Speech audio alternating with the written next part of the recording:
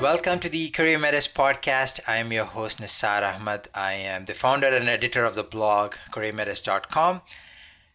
And this is episode 45 of the Career Matters podcast. This particular episode is part of a day in the life of series.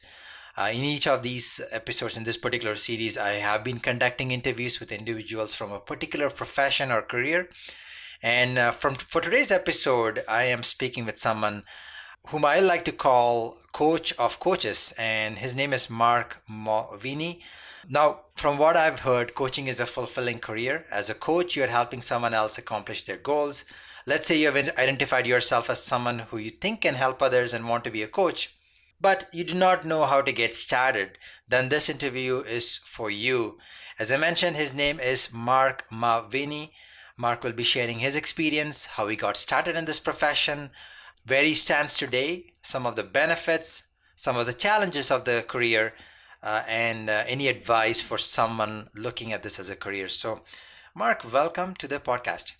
Hey, Nasara, thanks for having me. First of all, did I get your name right? I wouldn't have blamed you if you messed it up because I called you Nissan when we were first talking, I guess, by text or by Skype. I said, hey, Nissan, and then I caught myself. So I wasn't trying to call you a car. Nasar, there, we're good to go. But yeah, Marc Mawhinney, anything you want to call me, Marc Smith, Marc Jones, whatever works. No problem. I always want to make sure I get my guest name right. Yes. And regarding the car, Nissan, I get it all the time. I actually prefer that because people remember it very quickly because 9 out of 10 people I speak to have never heard of my name before. So that's so if anyone from Nissan is listening to this podcast, Nasar was willing to take on a sponsored by Nissan. That will be an amazing. Actually, you've given me an amazing idea. I like this episode already. We haven't even got there you started. Go. I'll send you a bill in the mail. Sure. So, Marc, I have had guests from all over the world, and I like to always find out a little bit about the place they're calling from. So, where are you calling from today? I live in Moncton, New Brunswick, Canada. It's on the east coast of Canada, so a little ways away from you in Toronto. But it's a beautiful city. There's, 145,000 people, including the outer areas. And it's known as the hub city because it connected really easily to everywhere in the Maritimes pretty much. So Moncton, New Brunswick, if anyone's looking to take a trip, come on down. We'd love to have you. Is there a fun fact or something that a lot of people do not know about Moncton unless they have been there? Oh, boys, a fun fact about Moncton. Well, one thing that's cool, I guess, about, my province in New Brunswick is Canada's only bilingual province, which a lot of people think that it would be Quebec, but Quebec's actually French is its main language. So New Brunswick is officially bilingual in an officially bilingual country, and Moncton is a very bilingual city. So I think roughly 2/3 are English and 1/3 of the people here are French, but you hear English and French mixed all the time. You've got franglais that it's called. It's kind of a mix of both. And I think that's pretty cool. You know, we're really an interesting microcosm of Canada here. And that is so true. A lot of people do not know New Brunswick is a bilingual city. It's the official, everybody confuse it with Quebec. So that's actually a good fun fact, which I believe even a lot of the Canadians living here for a long time would not know. I'm sure a lot of people here in Moncton may not even know that, you know. So yeah, it's interesting, but it is a beautiful city, and it's a perfect size city. You know, don't get me wrong, I love Toronto, and I would love to live there and watch the Blue Jays and live in. I just got back from San Diego. I love that beautiful city there, but I do like this size city. You know, it's not too big, not too small, and it's great for a coach because my business is with just people all over. I do all my work virtually, so I don't have any local clients. Everything's done via Skype, and that's the way I like it. So it's great for the business that I'm in.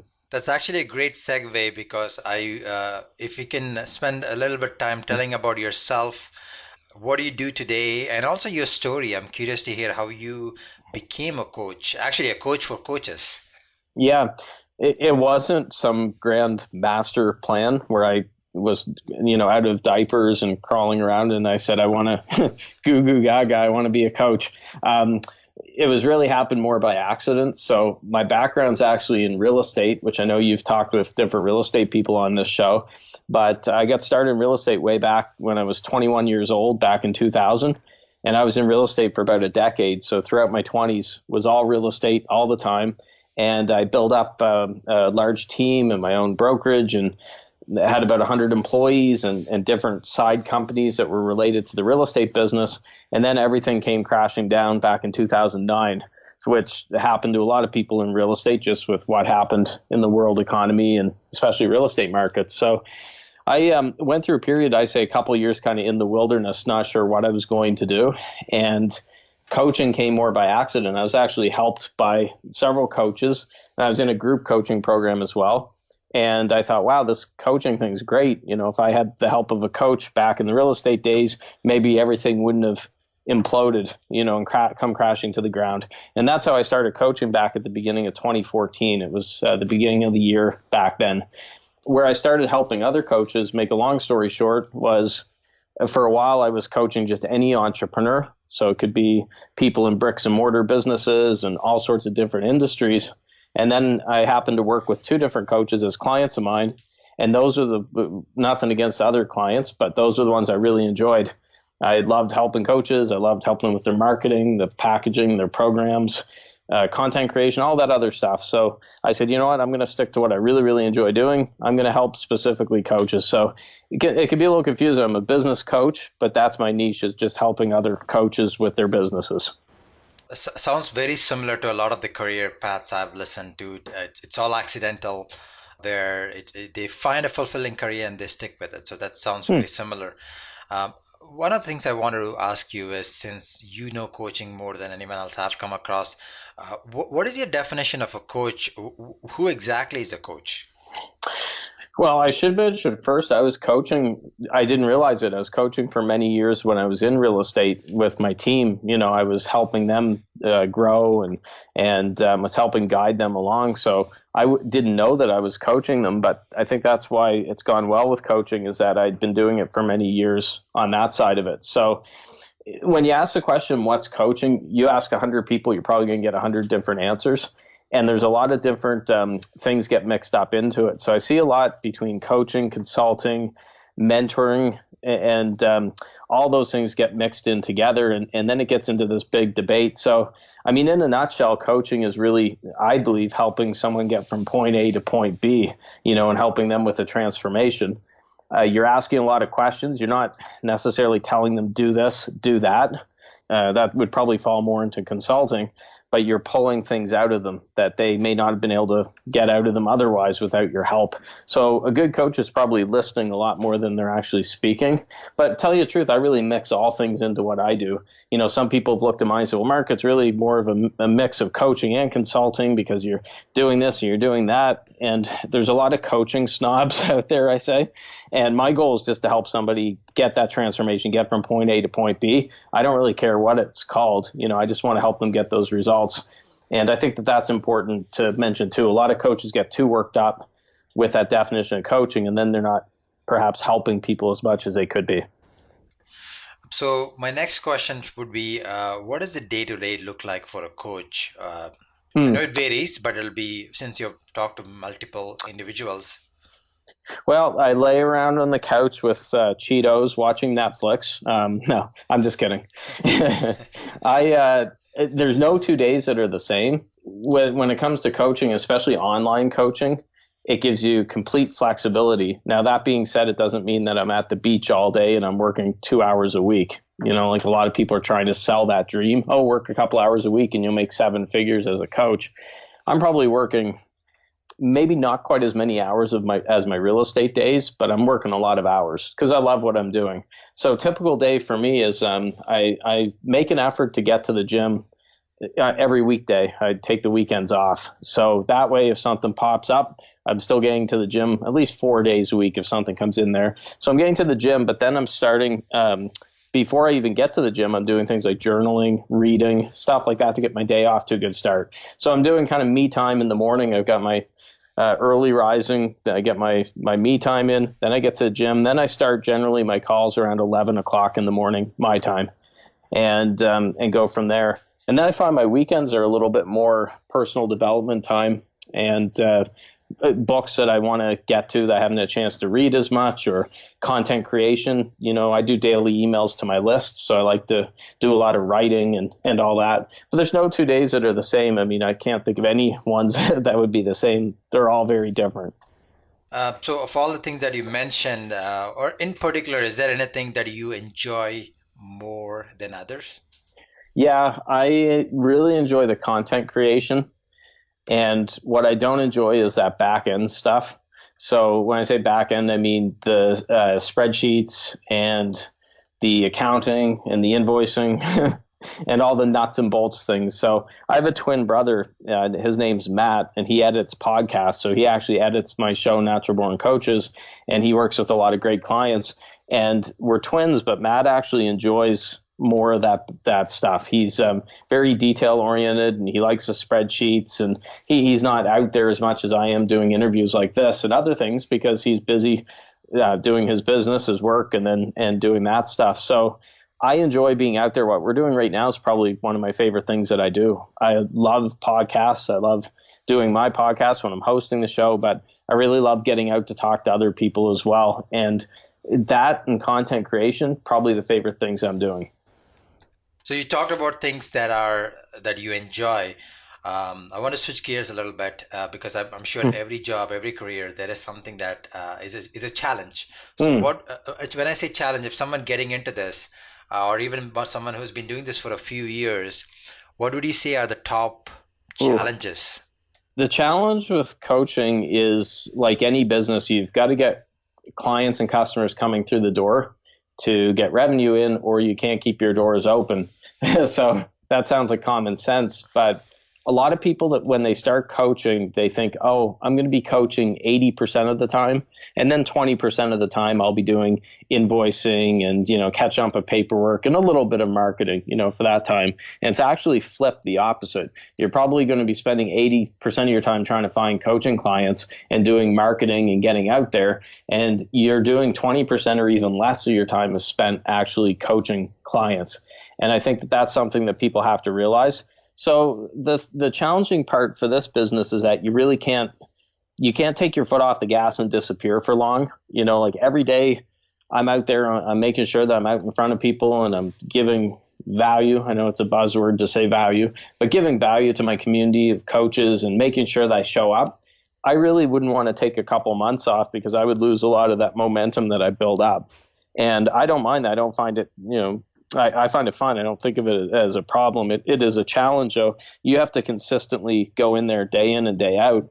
And I mean, here's a perfect example. We're recording on a Saturday afternoon to get this done, because you obviously love what you do and I love what I do. And a lot of people don't treat it that way. They think, oh, I wouldn't want to do an interview on a Saturday afternoon, so I'm just not going to do it. And then they lose that opportunity. You got to treat it like a business. And I think too many coaches treat it more like a hobby than an actual business. So it's a mindset that they need to check if they wanted to be successful. It is. And, I was lucky with real estate. For doing it, real estate for so many years actually was a perfect primer for coaching, because when I got into coaching, I knew how to work. I knew how to hustle and grind and work my butt off. And a lot of people coming into coaching aren't used to going out and getting clients. So maybe they come from some sort of industry or position that they didn't have to sell in. So I see a lot of people coming from human resources, for example. I see a lot of teachers who become coaches, things like that. And they've never had to go out and sell anybody to become a client.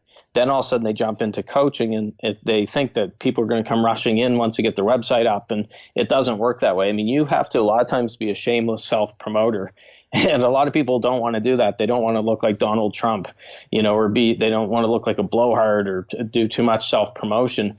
But when you don't do that promotion, then you're screwed. So you and I wouldn't be on this podcast now if you didn't see something I was doing out there or know who I was. And that's just because I'm not afraid to go out there and sell myself, which you have to do.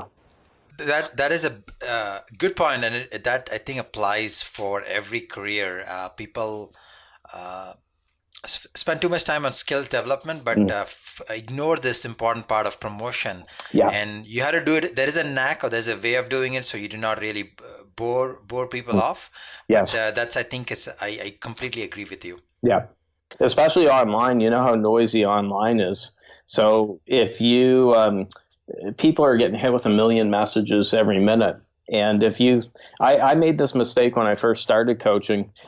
I was in that, I did a ton of promotion was in real estate. So back in the old days, I used to send out a ton of postcards, thousands and thousands every month. I used to spend a ton of money on radio ads and all that. So I understood that. However, when I first got into into coaching, I wasn't as aggressive as I should have been, you know. So I got the website up and had the nice logo and all that fun stuff. But I realized pretty quickly that hey, you have to get out there and actually be more aggressive than I was in the real estate days because I was in a market with 300 and some real estate agents back when I sold real estate. Now I'm in competition with thousands and many thousands of people all over the world. So I have to promote much more than I thought I would have. But I got my head wrapped around it, and I think most people realize that once they're in it long enough that hey, you can't sit back and expect people just to rush in to hire you. It's not going to happen that way. Now I want to go ask you some questions about the career profession itself. Sure. Let's say someone listening to this, and or even someone already has in their mind the idea of becoming a coach. How does one go about becoming a coach or starting a business in this industry? Well, I mean, there's different ways to do it. You can, a question I'm often asked is if you have to get certified. You know, there's certification programs out there, and there's some great ones, and there's some not so great ones. You don't have to be certified, you know, when you become a coach.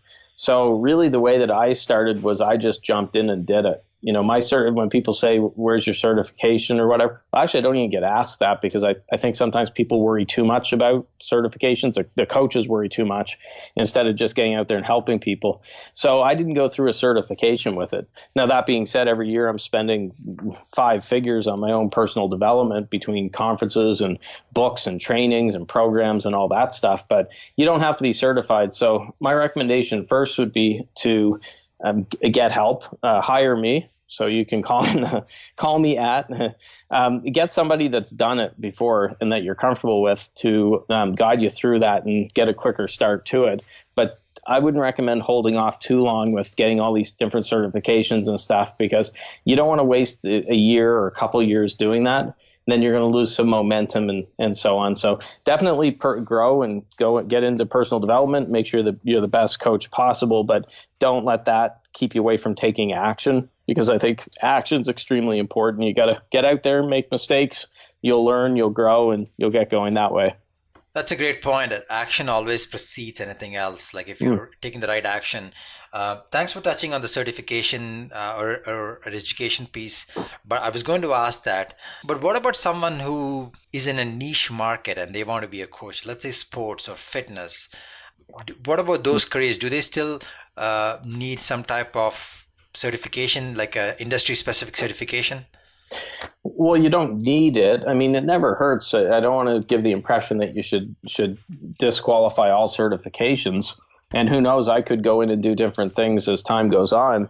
I'm just saying that I've seen too many coaches that have spent $5,000 or more, $10,000 getting certifications that don't help them get clients. Then they're out there in the real world and they're thinking, oh, heck, how do I get clients with this? I've found the certifications hold a little more weight in different parts of the world. So I've interviewed different coaches from Australia and Dubai, for example, where they tend to put a lot of stock on certifications there. And if you're doing more local type things on the ground there, it could, definitely serve you. But I would just be wary of where you're putting your money. I've always found that for me, if I'm investing the thousands of dollars that I do in personal development, I want to make sure I'm getting the most bang for my buck and that I'm choosing what I want to choose with it. So it's really a very personal decision. There's great coaches who are certified. There's bad coaches who are certified and great coaches who aren't certified and so on. So it really, there's no clear-cut answer. Yeah, thanks for clearing that. I know that's a question that has come up. Even though I'm not in the business, people have talked to me about that.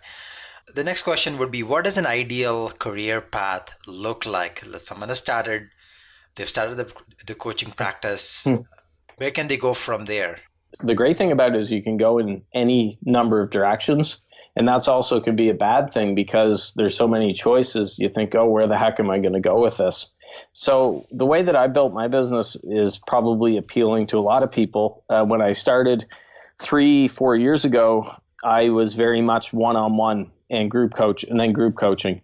Yeah, so when I started, I was doing a lot of that direct coaching, and I loved it. Don't get me wrong, but what was happening was I was starting to get a little burnt out because I was just doing so much direct coaching. And what's happened after that is I've introduced online programs which give me more leverage. So I'm not sitting directly in front of someone. It's more do it yourself. And then I have, besides online programs, I've got a print newsletter for coaches called Secret Coach Club. That's secretcoachclub.com if you want to check it out.